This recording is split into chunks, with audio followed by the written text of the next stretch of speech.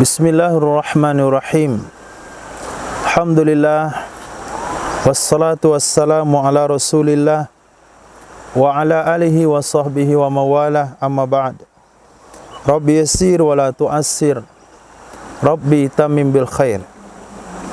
Kaum muslimin, kaum muslimat yang dimuliakan Allah Subhanahu wa taala, insyaallah pada kesempatan kali ini kita ingin menyampaikan bahasanya pembagian tauhid kepada uluhiyah dan rububiyah ini merupakan kekeliruan yang besar. Membagi tauhid kepada uluhiyah dan rububiyah ini merupakan kekeliruan yang besar. Dengan keterangan sebagai berikut. Pertama, kita merujuk kepada surah Al-A'raf ayat 172. Allah Subhanahu wa taala berfirman, A'udzu billahi minasyaitonir rajim. Wa idz akhadha rabbuka min bani adama min zuhurihim dzurriyyatahum wa ashhadahum ala anfusihim alastu birabbikum qalu bala syahidna. Ingatlah seketika mengambil oleh Tuhanmu dari keturunan Nabi Adam, min zuhurihim, dari punggung mereka, zuriat mereka, dan Allah mempersaksikan kepada mereka, kepada diri mereka, alastu birabbikum, bukankah aku ini Tuhan kalian? Qalu bala syahidna. Mereka mengatakan, benar, kami di atas ini menjadi saksi. Kami dalam hal ini memberikan kesaksian. Ingat, pada ayat ini Allah menggunakan kalimat Rabbikum, alastu birabbikum. Notabene adalah rububiyah. Berarti di alam ruh Allah memberikan perjanjian kepada keturunan Nabi Adam, yaitu kita manusia, yaitu akidah atau tauhid rububiyah. Tauhid rububiyah. Mohon maaf, penyampaian ini berdasarkan kita dasari atas pemahaman yang mengatakan tauhid itu ada uluhiyah, ada rububiyah. Bukan berarti kami membenarkan atau memiliki pemahaman yang sama. Ini kalau seandainya tauhid itu memang terbagi pada uluhiyah dan rububiyah, maka kita katakan surah Al-A'raf ayat 172, Allah mengambil perjanjian dengan keturunan Nabi Adam berdasarkan rububiyah. Yang kedua, kita lihat beberapa ayat Al-Quran perihal orang-orang musyrikin Makkah. Pertama, surah Al-Mu'minun ayat 86-87. Qul marrabbus samawati sab'i wa rabbul arsyil azim. Katakan olehmu wahai Muhammad, siapakah Rabb? Nah, ini kalimat Rabb, rububiyah. Siapakah Rabb langit yang 7 wa Rabb arsyil azim? Mereka katakan sayaquluna lillah. Mereka akan jawab milik Allah. Kemudian surah Al-Ankabut ayat 61. Wala in sa'altahum man khalaqas samawati wal arda wa sakhkharas samsa wal qamar la yaqulunna Allah. Jadi ketika orang musyrik ditanya, jika engkau bertanya kepada mereka, wahai Muhammad, siapakah Tuhan yang menciptakan langit dan bumi, yang menundukkan matahari dan bulan? Mereka akan katakan, Allah. Kemudian surah Al-Ankabut ayat 63. Wala in sa'altahum man nazzala minas sama'i ma'an fa ahya bil arda min ba'di mautiha la yaqulunna Allah. Demi jika engkau bertanya kepada mereka, wahai Muhammad, siapakah yang menurunkan air dari langit lalu menghidupkan bumi yang tandus setelah bumi itu tandus, mati, mereka akan katakan Allah. Kemudian surah Luqman ayat 25. Wala in sa'altahum man khalaqas samawati wal arda la yaqulunna Allah. Kemudian surah Az-Zumar ayat 38. Wala in sa'altahum man khalaqas samawati wal arda la yaqulunna Allah. Kemudian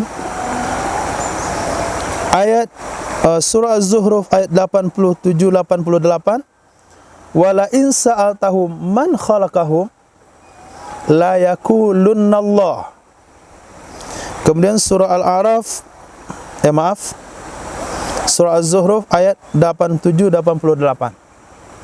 Nah, dari ayat yang kita bacakan pada 4 tempat di atas, pertama surah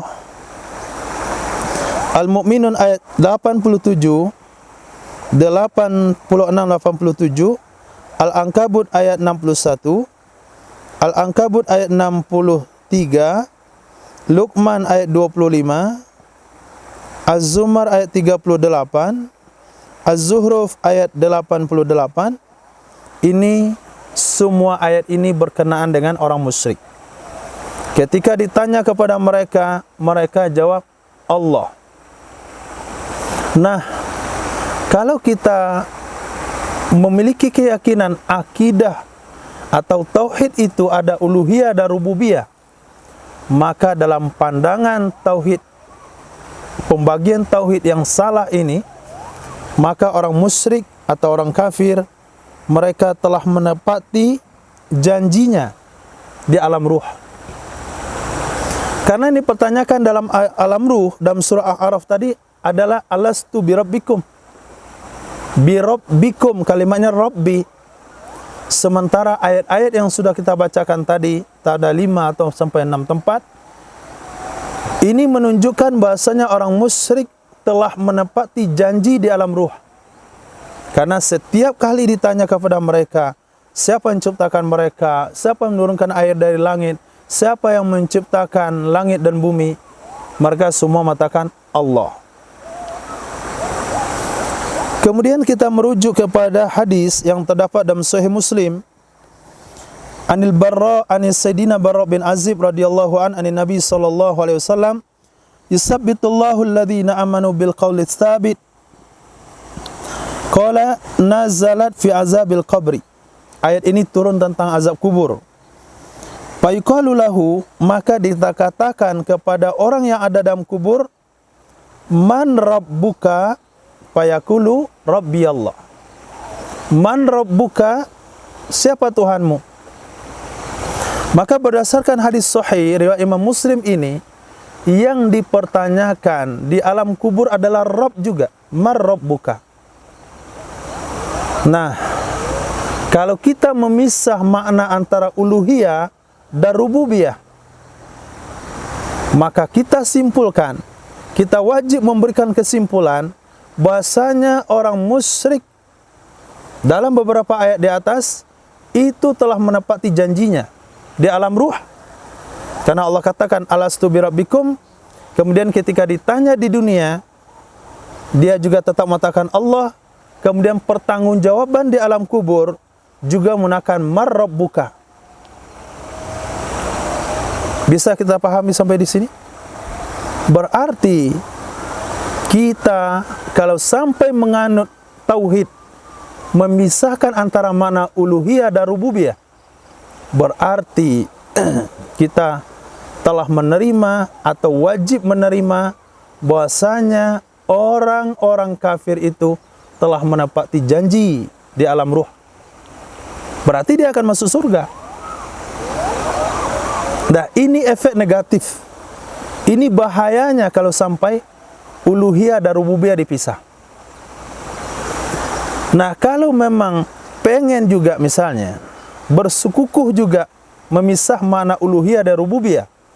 Tauhid uluhiyah dan rububiyah, di mana ayat yang bercerita pertanggungjawaban di alam ruh tentang ilahu, alastu bi ilahikum, tidak ada.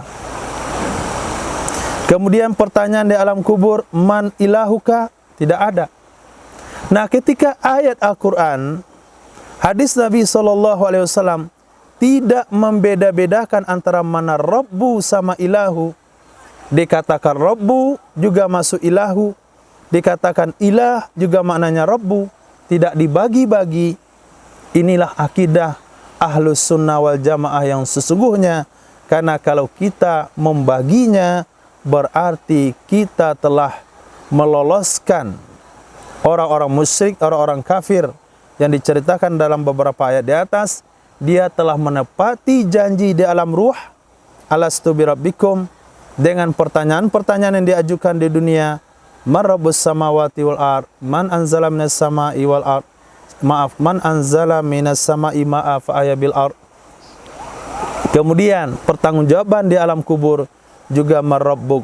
Berarti kita sekali lagi dengan akidah ini telah menerima atau wajib menerima orang-orang kafir itu telah menepati janji di alam ruh. Tetapi siapa Ahlus Sunnah yang mana, ulama salaf dan khalaf yang mana yang mengatakan orang-orang kafir menepati janjinya, orang kafir masuk surga? Tidak ada seorang pun. Berarti bisa kita pastikan membagi akidah kepada uluhiyah sama rububiyah adalah pembagian yang tidak berdasar. Nah, pembagian yang tidak berdasar kemudian memberikan efek yang sangat berbahaya di dalam akidah, di dalam tauhid umat Islam. Kaum muslimin maka Allah Subhanahu wa taala semoga bisa dipahami bahasanya tidak ada bahasa istilah tauhid uluhiyah atau tauhid rububiyah.